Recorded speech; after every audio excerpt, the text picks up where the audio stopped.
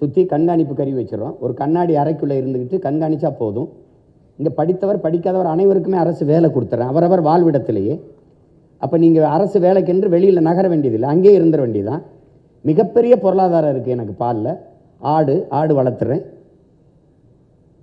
கறி இன்றைக்கி 1800, 1200, 1300 வந்துடுச்சு ஒரு கிலோ கறி. கறி இல்லாத எந்த விருந்தும் இல்லை.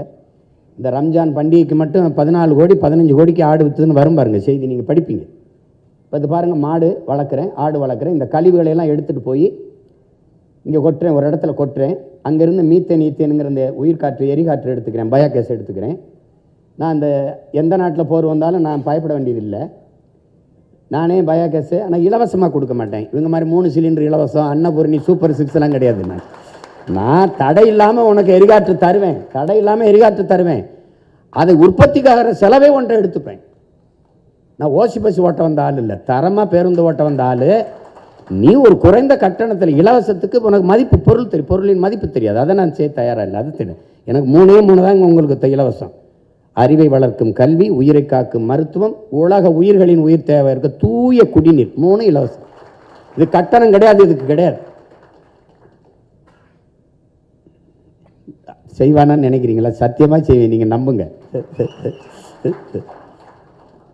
இல்லைன்னா இவ்வளோ உறுதியாக இருப்பேனா?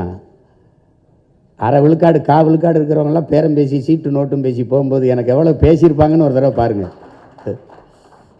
இப்போ என்ன பண்ணுறோன்னா, இந்த மாதிரி இது ஒரு மாதிரிக்கு உங்களுக்கு காட்டுறேன். பெரிய பெரிய குப்பை சேமிப்பு கிடங்குகளை வச்சு அதில் இருந்து நான் பயோகேஸ் எடுத்துக்கிறேன். உயிர்காற்றை எடுத்து எரிகாற்றை எடுத்து என் மக்களுக்கு நானே கொடுத்துருவோம். தமிழ்நாட்டு அரசுனே கொடுத்துரும். வேறு நாடு இது கேட்டாலும் ஏற்றுமதி செய்வேன். எத்தனை லட்சம் டன் வேணாலும் நம்ம எடுத்துக்கிற முடியும். அதுக்கு மீத்தேன் பயோகேஸ் இந்த கீழே பூமி ஈரக்குலையாக இருக்க வேண்டியதில்லை, ஈரக்குலையாக இருக்க வேண்டியதில்லை. சிங்கப்பூர் மக்கிய இலைதலை கழிவிலிருந்து தான் மீத்தேன் எடுக்குது, பயோகேஸ் எடுக்குது. அப்போ நான் அதை செஞ்சிருவேன். எல்லா இடங்களும் அரசு கட்டிடமாக மேற்கூரை, பேருந்து நிலையமாக மேற்கூரை முழுக்க திறக்கும். இப்போ நீங்கள் சாலையில் போகும்போது நடுவில் ஒரு டிவைடர் இருக்குல்ல, பிரிப்பு, அது முழுக்க இந்த சோரி உரி போட்டுருவேன். நீங்கள் ஒன்றுமே பண்ண முடியாது. நீங்கள் எந்த இடத்துலையும் தடையில்லாத மின்சாரம் தருவேன். அதுக்கு அணு உலையும் தேவையில்லை, அனலும் தேவையில்லை. சூரிய ஒளி, காற்றாலை, கடல் அலை, இதிலிருந்து தயாரிப்பேன். மாற்று மின்பெருக்கத்துக்கு போயிடுவேன். தடையற்ற மின்சாரம் தருவேன். ஒரு நொடி தடை இருக்காது. இது கற்பனையில் அடித்து விடலை, உருட்டுறான்னு நினைக்காதீங்க, சான்றுகளோடு தான் காட்டுறேன். இப்போ மாடுனா மாடு இல்லை, வெறும் மாடு இல்லை. அதிலிருந்து பாருங்கள், பால் அது அடித்து மாநில உணவு தேவை, பிற மாநில தேவை. பால் எவ்வளவு தயிருக்கு போகுது, எவ்வளோ பாலாடை கட்டிக்கு போகுதுன்னு பிரித்து போட அங்கே படித்தவர் தேவைப்படுது. அங்கே இடத்துல அரசு வேலை வந்துடுது.